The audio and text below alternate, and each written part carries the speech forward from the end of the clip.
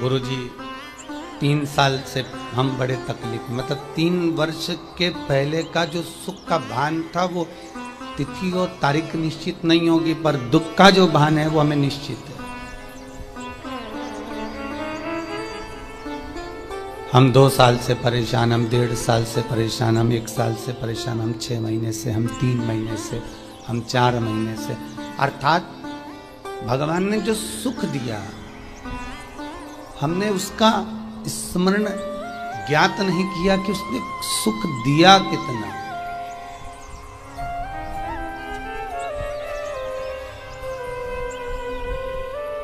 पर उसने जो दुख दिया, उसने जो तकलीफ दी, हमारे कर्मों के अनुसार हमको भोगने के लिए मृत्यु लोक में जो भेजा है, जब वो मिलना प्रारंभ हुआ तो वो घड़ी भले 2 साल का पीरियड हो, 2.5 साल का हो, 1.5 साल का हो, 1 साल का हो, वो हमें ज्ञात है।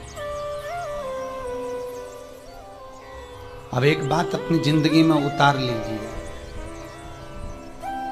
जब सुख का समय नहीं रहा तो दुख का समय रहेगा क्या? वो भी तो खसकेगा, वो भी तो जाएगा, वो भी तो समाप्त होगा।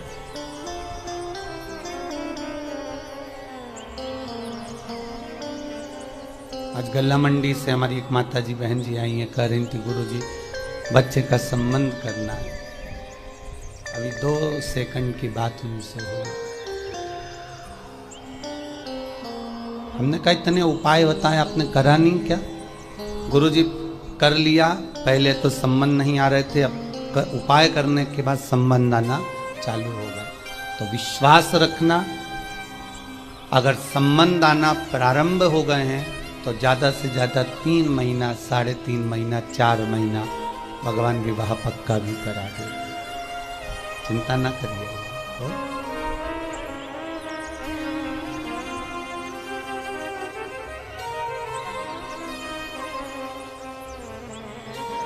इस व्यासपीठ से जितने उपाय पुराणों के, स्कंद पुराण, लिंग पुराण, नर्मदा पुराण, शिव महापुराण, गरुण पुराण, जितने जितने उपाय इन पुराणों से यहाँ से लिए जाते हैं, जो बताए जाते हैं, उसका उपयोग यदि आपने करा तो आपको फल तो मिलेगा, ये पक्का, घटने वाला नहीं। उसका सुख, उसका आनंद आपको प्राप्त जरूर हो। तो जब सुख का समय हमारा मान लो नहीं रहा तो फिर दुख का समय क्यों रहेगा?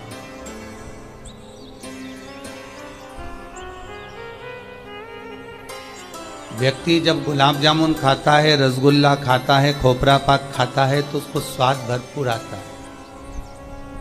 पर 1 सेकंड के लिए मान लो दांत में दर्द उठ गया तो सारी गुलाब जामुन, सारा खोपरा पाक, सारी रबड़ी दरी की दरी रह जाती। 1 सेकंड का वो कष्ट, 1 सेकंड का वो दुख हमको हिला देता। क्यों आता है दुख? फिर निवेदन करूंगा, भगवान से नहीं डरना मत डरो, वेद पुराणों से नहीं डरना मत डरो, धर्म और शास्त्रों से नहीं डरना मत डरो, घर के माता पिता से नहीं डरना मत डरो, घर के बुजुर्गों से नहीं डरना मत डरो, गुरु और शिष्यों से नहीं डरना मत डरो, किसी परमात्मा से नहीं डरना मत डरो। पर शास्त्र कहता है अपने कर्मों से जरूर डरना, क्योंकि कर्म का भोग तो परमात्मा को भी भोगना पड़ता है। क्यों? दुख की घड़ी मनुष्य के जीवन में आती जरूर है। ऐसा कोई मानव इस पृथ्वी पर नहीं जन्मा जिसको दुख ना मिले। अगर मेरे परमात्मा भगवान विष्णु राम बनकर जन्मे हैं तो उनको भी मृत्यु लोक में आकर अगर सुख देखा है तो दुख भी देखना पड़ा। अगर मेरे कृष्ण इस पृथ्वी पर प्रगटे हैं, जन्म लिया है, तो अगर उन्होंने सुख देखा है तो दुख भी झेलना पड़ा।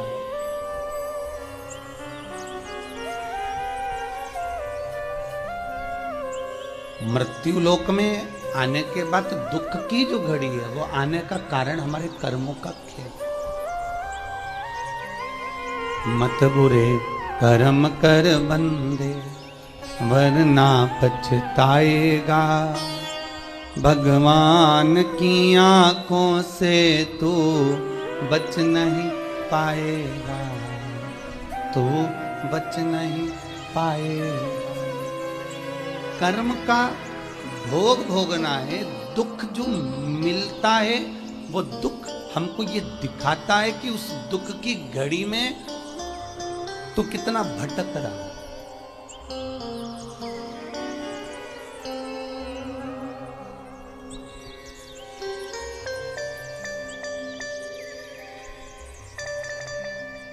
एक दुख की घड़ी में तो कितना भटक रहा है।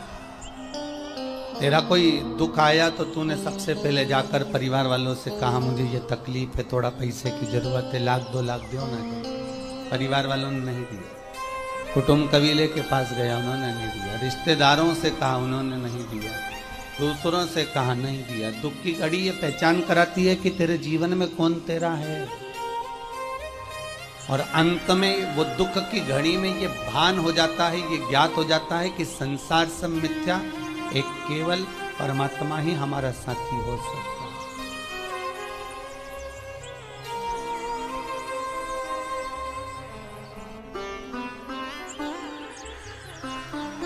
केवल एक परमात्मा साथी।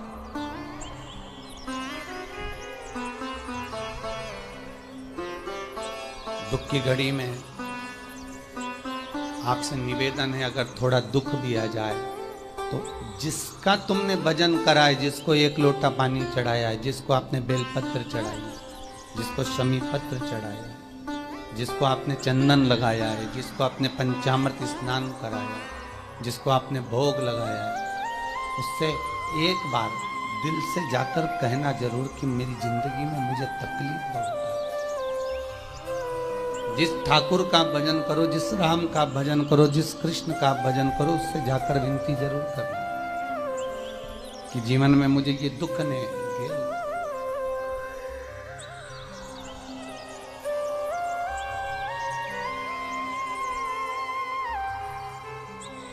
और किसी सदगुरु की शरण में बैठकर, आपको कहा था प्रारब्ध को, दुख को समाप्त करने के स्थान बताए थे आपको परसों की कथा में कि पहला मंत्र जाप, दूसरा सदगुरु की शरणागति और तीसरा किसी तालाब, नदी, तट आदि पर बैठकर भगवत भजन करना।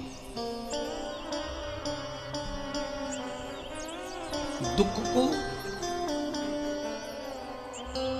काटने का सबसे सुंदर तरीका है भगवत नाम। भगवत किसी सतगुरु की शरण में जाकर निवेदन कर कर सतगुरु से कहकर ये जरूर मन से कहना कि बाबा कुछ कृपा हो।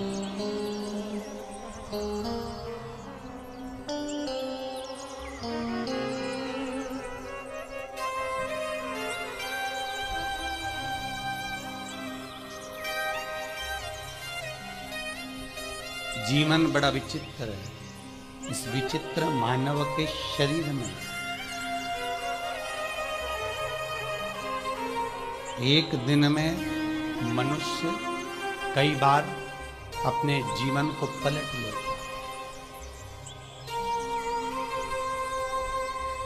कई बार इस मानव के शरीर में परमात्मा भी प्रवेश करता है तो दानव भी प्रवेश करता है।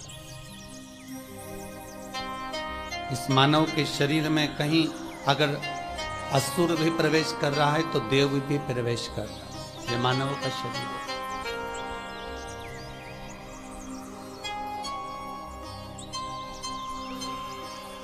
महाराज एक बार नंदी को देखकर लंकाधिपति रावण जो हंसा, उसमें नंदी का कुछ नहीं बिगड़ा। अगर बिगड़ा तो केवल लंकाधिपति रावण का बिगड़ा कि तेरी जिंदगी नष्ट हो गई, तेरा पूरा वंश नष्ट हो गया उन बंदरों के एक साथ आक्रमण से। इसमें नंदी का कुछ नहीं बिगड़ा। अगर दुनिया के लोग आपको कष्ट दे रहे हैं, दुनिया के लोग आपको दुख दे रहे हैं, दुनिया के लोग आपके ऊपर उंगलियां उठा रहे हैं, दुनिया के लोग आप पर अपशब्द कह रहे हैं, दुनिया के लोग आप पर ताने दे रहे हैं, तो इसमें आपका कुछ नहीं बिगड़ना है, बिगड़ना उसका है जो कह रहा है।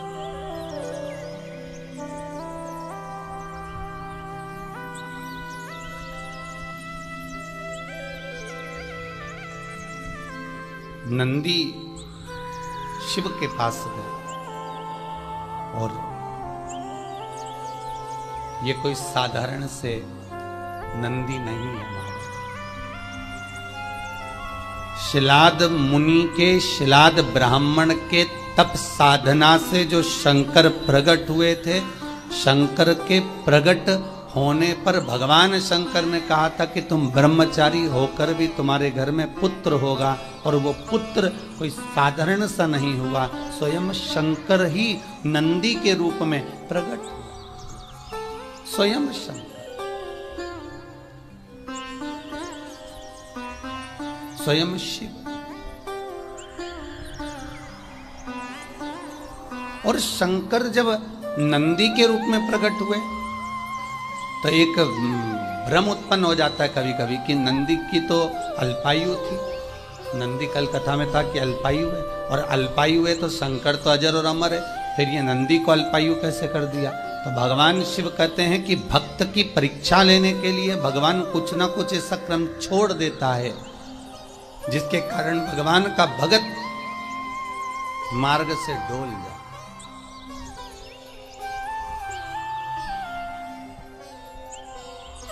जिस दिन आपका एकादशी का व्रत रहेगा, जिस दिन आपकी प्रदोष रहेगी, जिस दिन आप सोमवार का व्रत करोगे, संकट सोमवार करोगे, जन्माष्टमी करोगे, रामनवमी करोगे, जिस दिन आपका व्रत रहेगा, आपको वैसे दिन कभी क्रोध नहीं आएगा, पर जिस दिन तुमने व्रत रखा, साधना करी, तप करा, पूजन करा, आराधना करी, उस दिन तुमको क्रोध जरूर आएगा, चिड़चिड़ प्रवृत्ति हो जाएगी। तो कई लोग कहते हैं भूखी होगी इसलिए क्रोध कर रही होगी।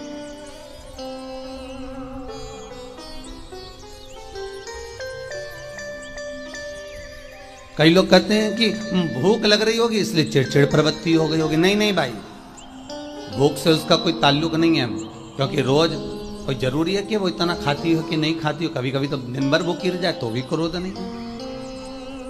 उसका कारण केवल इतना सा है कि उसका जो भजन का तेज पुंज है, उसके भजन का जो तप साधना है, वो इतनी प्रबल हो जाती है कि देवताओं को, इंद्र को बोलना पड़ता है कि इंद्र इसने 16 सोमवार कर लिए, इंद्र इसने मंगलवार कर लिए, इंद्र इसने ये व्रत पूरे कर लिए, और अगर इसके व्रत ये पूरे हो जाएंगे तो वर देने के लिए जाना पड़ेगा।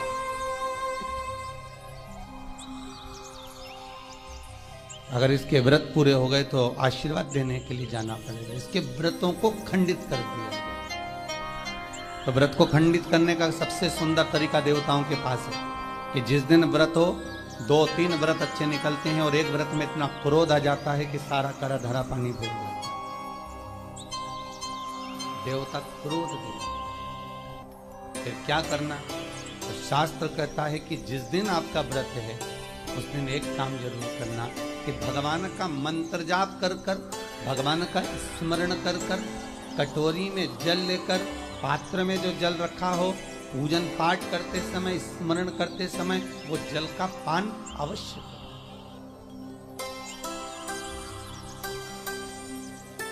उस जल का पान अवश्य, तो जल को अवश्य। क्या होता है जल का पान करने से? शिव महापुराण की कथा कहती है, चाहे आप हनुमान चालीसा पढ़ें, चाहे आप राम रक्षा स्तोत्र पढ़ें, चाहे आप देवी कवच करें, चाहे आपकी मर्जी पड़े, जो पाठ पूजन करें, बस एक निवेदन है, पूजन पाठ करते समय एक कटोरी में, तांबे के कलश में, एक गिलास में जल अपने नजदीक में जरूर रखें।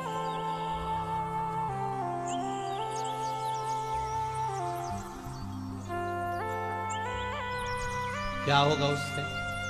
आप जितना पाठ करेंगे, आप जितना पूजन कर रहे हैं, आप जितनी आराधना कर रहे हैं, आप जितनी साधना कर रहे हैं, आप जितना तप कर रहे हैं, आप जितना हनुमान चालीसा, दुर्गा चालीसा, राम रक्षा स्तोत्र, यमुना अष्टक, गोवर्धन चालीसा, जो भी आप जप रहे हैं, जो भी आप सर्वोत्तम जी का पाठ करें, आप जिस भी पाठ को कर रहे हैं, उस पाठ को करते समय अगर जल तुम्हारे पास में रखा हुआ है, तो तुमने जब पाठ किया तो उसका जो तात्विक अंश है वो जल के अंदर जाएगा, और वो जल जब हम ग्रहण करेंगे तो हमारा जीवन आनंदित हो जाए। पहले के संतों को उठाकर देखिए, पहले के साधुओं को उठाकर देखिए, पहले के तपस्वियों को उठाकर देखिए। साधु सन्यासी तपस्वी जहां पर तप करते थे, उनके पास में कमंडल में जल रखा रहता था।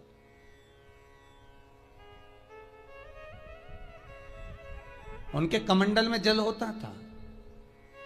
उन्होंने कमंडल में से जल लिया, श्राप दे दिया, उन्होंने कमंडल में से जल लिया, आशीर्वाद दे दिया। तो कई शास्त्र, कई विद्वान कहते हैं कि उस सन्यासी का तप बल इतना प्रबल था कि उसके मुख से जो निकलता था वो हो जाता था। ध्यान देना, सन्यासी के तप बल से भी प्रबल था उसके कमंडल का जल, जिसको वो पठन करता था, तप करता था, साधना करता था, भजन करता था, कीर्तन करता था, तो जो जल उसके पास में रखा रहता था उसमें इतना पावर आ जाता था कि बस उसको छोड़ते ही वो श्राप लग जाता था।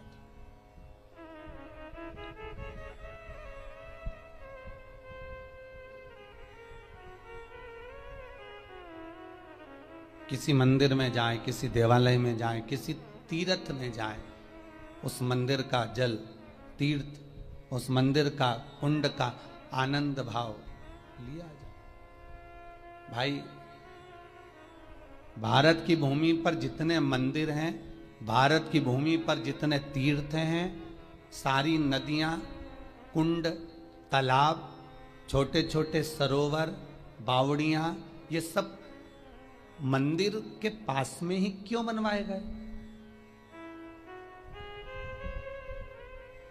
ये कुंड, ये बावड़ियां, ये तालाब, ये सरोवर, ये कुएं, ये सब मंदिर के करीब में, तीर्थ के करीब में क्यों बनाए गए? उसका कारण केवल इतना है। और क्यों इतने पवित्र होते हैं? क्योंकि वहां भजन करने वाला, वहां साधना करने वाला, वहां स्मरण करने वाला, वहां कीर्तन करने वाला, वहां मंत्र जाप करने वाला, वहां नाम जाप करने वाला जब जप करता है, साधना करता है, पाठ करता है, तो उसका तेज पुंज उस जल में चला जाता है। उस जल का पावर इतना प्रबल होता है कि जीव अपने आप कल्याण हो जाता है, मात्र स्नान से, मात्र पूजन से, मात्र तर्पण से, मात्र आचमन से।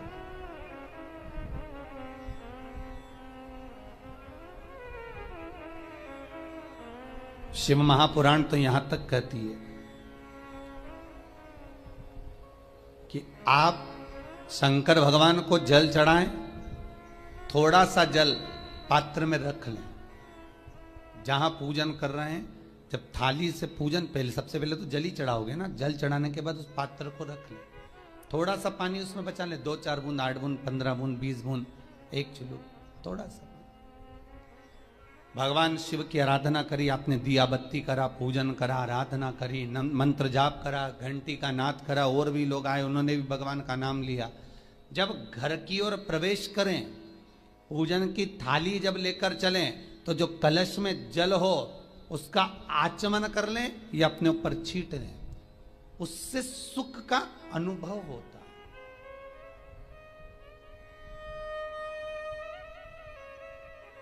है। स्कंद पुराण कहती है, मनुष्य के जीवन के दुख को समाप्त करने में जल की परिभाषा प्रबल है। फिर निवेदन करूंगा, कहीं जाकर मत रोइए, कहीं जाकर मत कहिए कि आपको तकलीफ क्या है। ना रिश्तेदारों से, ना नातेदारों से, ना कुटुंब से, ना कबीले से, ना अपनों से, किसी से नहीं कहना कि दुख क्या है।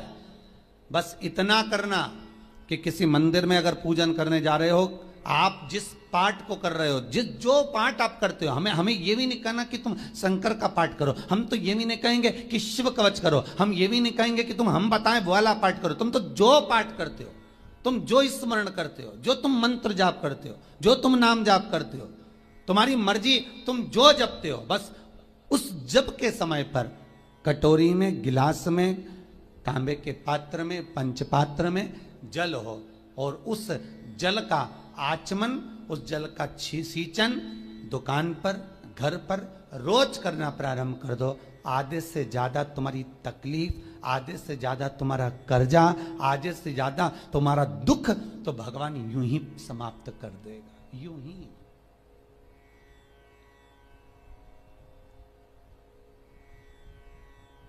हम जल कौन सा सींचते हैं भगवान? अपनी दुकान पर पानी कौन सा छोड़ते हैं? अपने घर पर जल कौन सा सींचते हैं? जब मटके में से भरकर लिया है, कुंड में से भरकर लिया है, अपने घर में नल में से भरकर लिया है, और वो पानी लाने के बाद में अपन सब दूर छीट दिया। अपन वो वाला पानी कभी नहीं छीटते जो रखा है, जो आराधना के लिए रखा है, साधना के लिए रखा है, जो भगवत स्मरण के लिए रखा है, हमने वो नहीं छीटा। हम तो भरकर लाए और छीट दिए। अरे भाई, बहुत दुख है, बहुत तकलीफ है, बहुत कष्ट है, कहीं मत भटको। जिससे तुम्हारी अच्छी पटे उसका स्मरण कर कर, उसका भजन कर कर, उसका कीर्तन कर कर, उसका नाम जाप कर कर। हम तो ये भी कहते हैं कि तुम जो भजन कर सकते हो, तुम जो स्मरण कर सकते हो, तुम्हारी चित्तवृत्ति में जो आता हो तुम वो करना। हम भी बताएं तो भी मत करना। तुम्हें अच्छा लगे तो करो, नहीं लगे तो तुम जो कर रहे हो बहुत अच्छा करो, तुम उसको जो।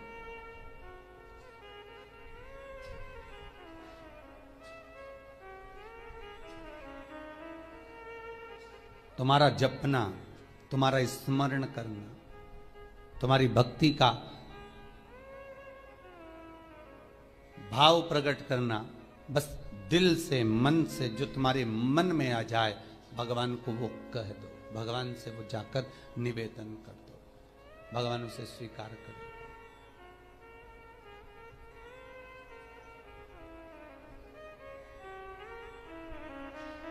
तीन, मृदा। मृदा मतलब मिट्टी, 3 जगह की, बहुत प्रबल होती है महाराज। सांब पुराण के अंतर्गत वर्णन किया है इसका।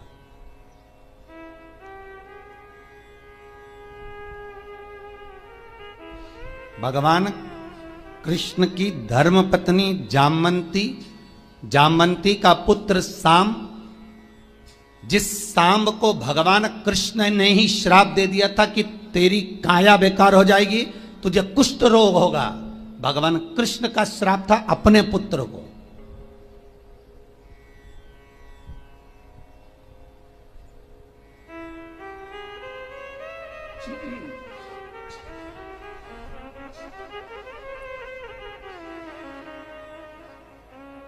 भगवान कृष्ण ने स्वयं अपने पुत्र को श्राप दे दिया था, सांब को, सांब पुराण में वर्णन। और भगवान कृष्ण के पुत्र जामवंती के पुत्र सांब ने फिर सूर्य की आराधना करी थी, सूर्य का स्मरण करा था।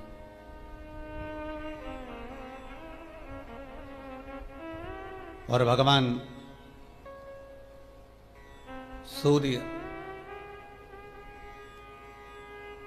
स्वयं सांब के सामने प्रकट होकर कहते हैं सूर्य नारायण कि तुम मेरी आराधना कर रहे हो सांब, अगर तुम्हें आराधना करना है तो इंद्र की पुत्री देवसेना की आराधना करो, कार्तिकेय जी की धर्म पत्नी की।